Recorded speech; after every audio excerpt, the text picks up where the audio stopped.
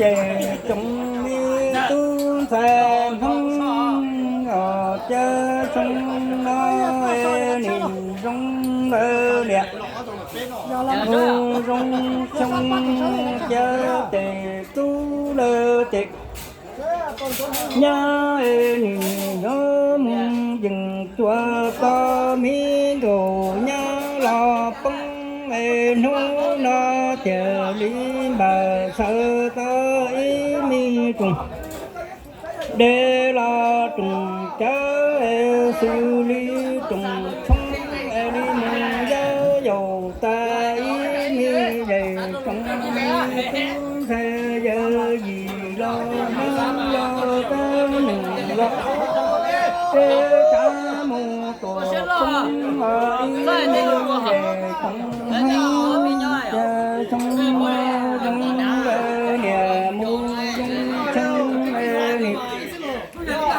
giờ từ tu lơ từ nhang nì muôn gió nhang ở thương vô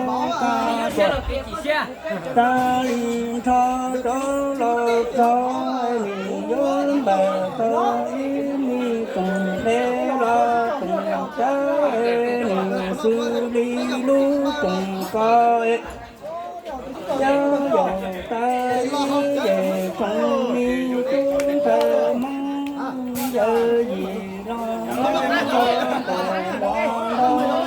của coi như giờ chờ trong lo tề tu lơ tề sai lơ tề nhau dòng qua tình coi nhớ nọ chớ niềm hơ chớ sáng nọ chớ cổ hơ chớ nung niềm chi sư đi bơ mang gọi về trong cứ tịch hông tiền tú tề sai hương na giờ hương rung sơ lơ tuột sơ cùng ta tề tú lơ tề Saya diri. Kenapa?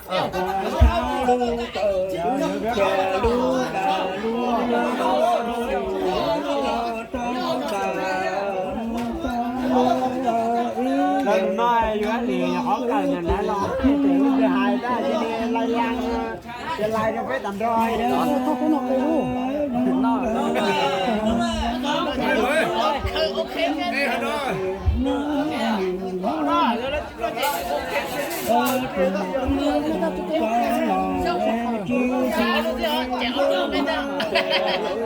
cà phê luôn không?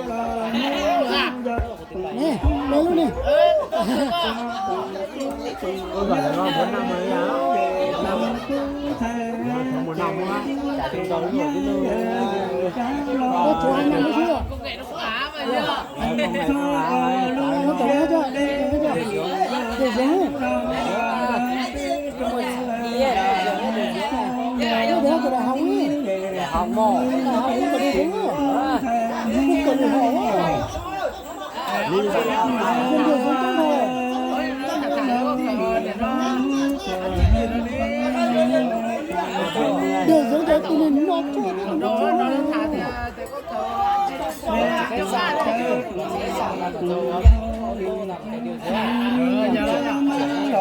Ổn định mà nói lên thì có cái sự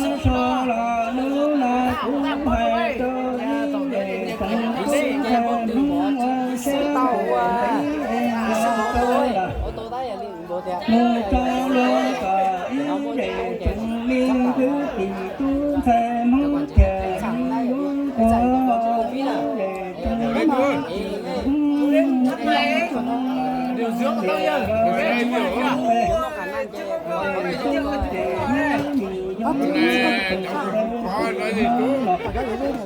Tay ngay nào. Chú gọi lên thanh niên. Chú. Đây chú làm sao ta được không? Anh à, anh ơi không. Vì chiến tranh. Nghe tân. Nhà thì có vợ nhiều lên cho quay à. Quay anh. Lên lên hâm à? Lên thì bố đi nữa. Trái đây. Bắt đợi không? Đó rồi. Lò.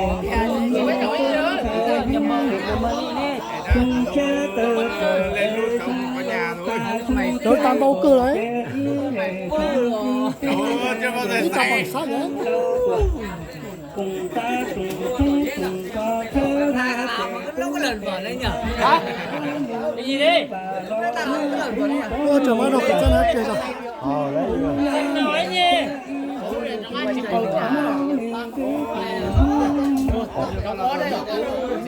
Tay này hôm qua chú không sờ cái đàn bà đâu. Hôm kia chú cứ sờ đây.